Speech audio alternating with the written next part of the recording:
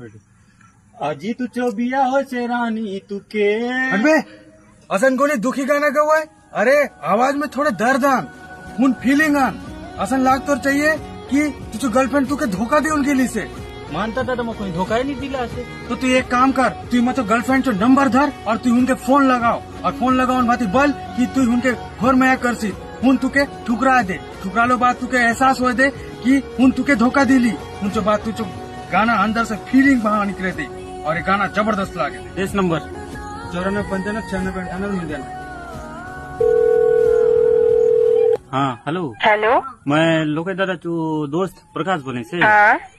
सुननी हाँ मगड़ बोलतो रहा तुके हाँ मैं नहीं तुके खूबे मयाक करे तू संग बिया होक चाहे से अच्छा बोली तू खूबे पहले सांगलीस हुन करियात बसून कोण रुवाय अजी तुझो बिया हो से रानी तुके शुभकामना